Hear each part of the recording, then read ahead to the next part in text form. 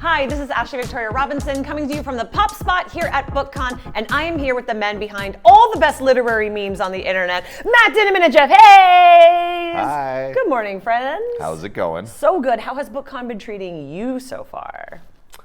Great. You know, I have not been to a BookCon before. I have come to New York Comic Con a few times, but this is far less crowded. So much more civilized. Yes, absolutely. But it is a little crowded, which is pretty cool. I mean, I've done lots of big events from San Diego Comic Con, Emerald City Comic Con, New York Comic Con, and then lots of small sci-fi events that are more book focused. And this is probably the biggest, craziest actual book event I've ever done. And I finally got a chance to walk around last night and see all the booths on both floors, and it's just been amazing. So are you both aware that on Reddit there's a thread called, and I quote, Matt Dinniman and Jeff HAYS have ruined me? And the top two comments are, will I ever be able to listen to another audiobook again? Everything feels so colorless. How am I supposed to live my life? How do you respond to this? Well, I'm glad you're talking about that thread, not the other one that said that. But I'd say get good, noobs. Right? Like, this audiobooks need to catch up with us. You know, if they want to get other people's attention that have already been listening to us, you know. Oh, if you had a gauntlet, I feel like you just threw it down. I did. And I respect that. As an author and a performer, what is your working relationship like? Is it closer to a dream gig or a living nightmare? is it closer to a living nightmare? Our working relationship, Yeah. is that what you're asking? For me, it's great, you know, like Matt and I are good friends, and we agree on a lot of stuff creatively, so it's relatively easy. It's 8. No, 7.5 out of 10, B plus is fine. Jeff is amazing to work with because he when he reads stuff, he understands it, Yeah. which is pretty cool. Helpful. Yeah. I mean, like, really understands it. So when I never have to give him direction after I hear things that he's read because, you know, he's a great director himself. So you've never given direction? no, I've given him direction all the time, but it's usually, but honestly, it's usually my fault because I haven't written the character well enough or described the character well enough for him to do it properly. And when I do make mistakes and he fixes it, then it makes it so much better. Jeff, have you ever received something from Matt or him being like, oh, I'm thinking about doing this, and been like flummoxed or not sure how to approach some of the more wild story elements? No, I don't think so. You know, when an author gives me crazy shit to read, I'm delighted. I want challenge, and you know, sometimes Matt is doing it purposefully to fuck with me, and that's even better, right? Because I think that the listeners pick up on that, right? I think that our relationship actually shines through in the audiobook that is our collaborative work, and when fans notice that, it makes us more human to them. You know, it makes it almost like something they're participating in as well. When, you know, it's like they're getting to peek behind the curtain. It's like we're breaking the fourth wall a bit with them, and especially with this particular story, it really works. Well, Dungeon Crawler Carl is like such a celebration of all these things that we were all bullied for as young people, and now being elevated. So I think you're right. I think the joy really shines through. Such strong material to begin with. Matt, are you ever sitting there and you're like, laughing maniacally to yourself, knowing that the email is going to go out?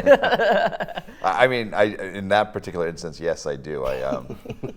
For example, in book 8, I have a reverse tooth fairy that only speaks in Danish, and I specifically asked some of my Danish friends for very difficult phrases to say. And Danish, of course, famously both an accent and a language that is easy for English speakers to try and take on.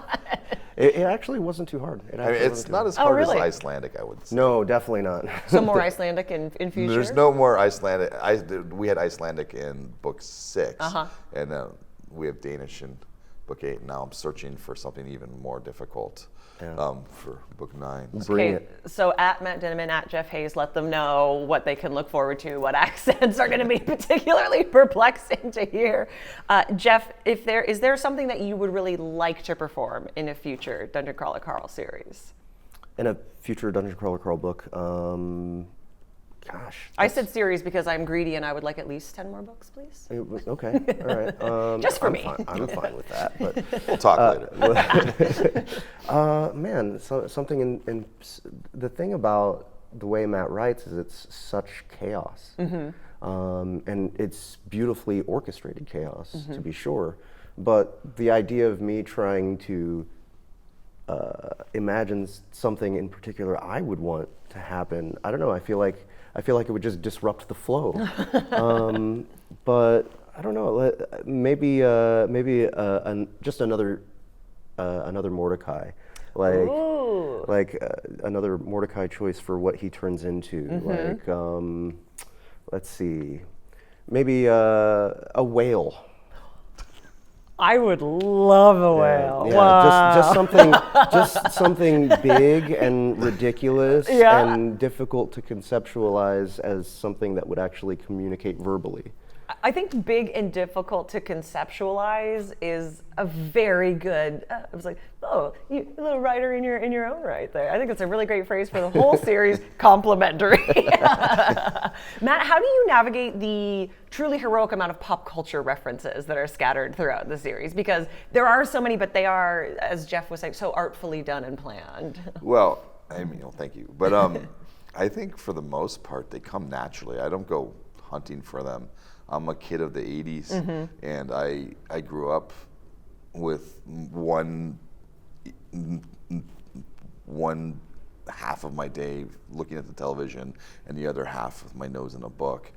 And between those two, and then playing games too, but between all of that, I've just like Princess Donut, I've grown like this massive like library in my head of useless pop culture knowledge, and I try to just sprinkle that throughout the book without trying to be overly explainy about it. I just throw it in there because I've noticed when people talk, they tend to talk about pop culture stuff quite a lot, and whether they explain it or not. And in some books, they'll put it in there, and then they have to make sure they look at the camera and be like, that was a reference to Madonna's Material Girl. But Timely Madonna just announced a new album.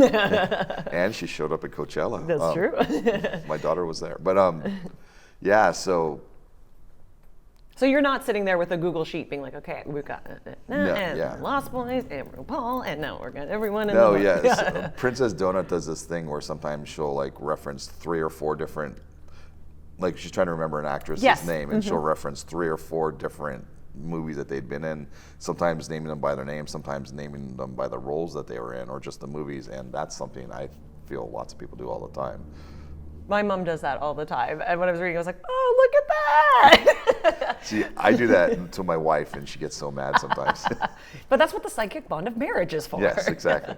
Because here in the Popverse, we celebrate the best in TV, movies, comics, and books. Before I leave you guys, I would love to know, what are you geeking out about that you're not working on? So what's something that you're just enjoying for fun right now?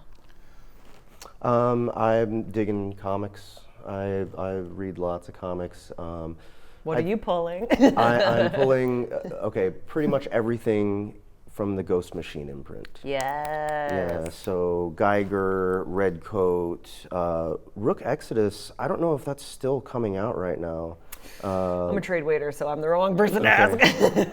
And Hyde Street. Yeah. You know, Hyde Street a lot. I really love that work. Jeff Johns is great. He's assembled such a great roster of talent over there, and he's an awesome writer. So I'm just really enjoying watching Ghost Machine continue to grow. Matt, what are you enjoying that we can look forward to future references in the series?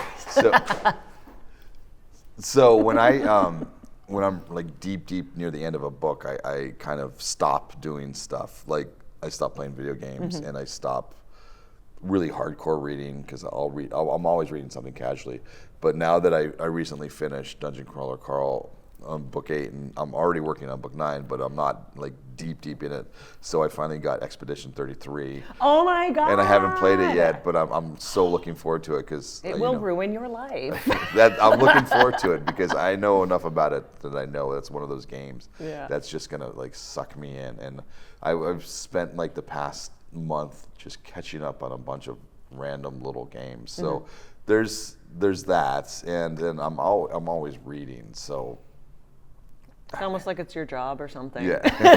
Well, you know, it's I'm so fortunate that I can read and, you know, really enjoy books and not have my writer brain turn on anymore. I used to, but it doesn't anymore. I can just enjoy it for the sake of enjoying it. So Thank you so much for joining me here in the Pop Spot today. Thanks for having us. thank you.